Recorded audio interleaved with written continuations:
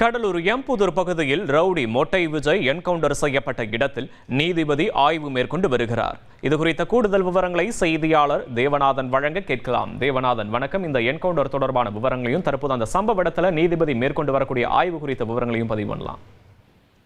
நேற்று முன்தினம் பார்த்தோம் அப்படின்னா கடலூர் மாவட்டத்தில் எம்புதூர், பெரியப்பட்டு மற்றும் ஆணையம்பேட்டை போன்ற பகுதிகளில் அடுத்தடுத்து சாலை ஓரம் நின்று கொண்டிருந்த லாரி ஓட்டுநர்களை தாக்கி பணம் மற்றும் செல்போன் பறிப்பு சம்பவங்கள் நடைபெற்றது. இந்த சம்பவங்கள் கடலூர் மாவட்டத்தில் இது நெடுஞ்சாலைகளில் தொடரும் பட்சத்தில் இது குறித்த விரிவான ஒரு விசாரணை நடைபெற்று வந்ததுல புதுவை மாநிலம் திலாசுப்பேட்டையை சேர்ந்த மொட்டை விஜய் என்பவர் தலைமையில் தான் இந்த கோஷி செயல்படுவதாக போலீசார் கண்டுபிடித்தனர். இதனைத் தொடர்ந்து அவர்களை கைது செய்ய 3 தனிப்படைகள் அமைக்கப்பட்டது. இந்த தனிப்படையினர் அந்த மொட்டை விஜயை தேடிக்கொண்டிருக்கும் போதே கடலூர் அருகே எம்புதூர் பகுதியில் அவர் பதுங்கியிருப்பதாக தகவல் கிடைத்தது. அதனைத் தொடர்ந்து போலீசார் அவரை பிடிக்க செல்கிறார்கள். பிடிக்க செல்லும் போது மொட்டை விஜய் திடீரென வீச்செருவாளை எடுத்து 2 போலீசாரை வெட்டுகிறார். இதனைத் தொடர்ந்து தற்காப்பிற்காக ஆய்வாளர் சந்திரன் என்பவர் துப்பாக்கியால் சுட்டபோது மொட்டை விஜய் அந்த சம்பவ இடத்திலேயே உயிரிழந்து விட்டார்.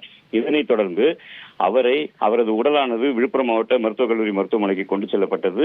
அங்கு நேற்று நீதிபதி முன்னிலையில பிரேத பரிசோதனை நடத்தப்பட்டு அந்த உடல் அவர்களது உறவினரிடம் ஒப்படைக்கப்பட்டது. இந்த நிலையில தான் பார்த்தோம் அப்படின்னா இந்த சம்பவம் நடைபெற்ற எம்புதூர் பகுதியில தற்போது நெய்வேலி நீதிபதி பிரவீன்குமார் நேரடி ஆய்வு மேற்கொண்டு வருகிறார். இவரிடம் பார்த்தோம் அப்படின்னா கடலூருடைய துணை கண்காணிப்பாளர் ரூபன்குமார் சம்பவம் எப்படி நடைபெற்றது, எதனால் நடைபெற்றது என்பதை விளக்கி கூறி வருகிறார். மேலும் பார்த்தோம்னா அந்த சம்பவத்தில் அந்த மொட்டை விஜய் பயன்படுத்த கத்தி மற்றும் 2 சக்கர வாகனம் அனைத்துமே அந்த பகுதியில் இதுவரைக்கும் இருக்கிற நிலையில தற்போது அந்த சம்பவம் எப்படி நடந்தது என்று போலீசார் கூறி வருகின்றனர். அதனைத் தொடர்ந்து நீதிபதி அந்த பகுதி முழுவதுமே ஆய்வு செய்து வருகிறார்.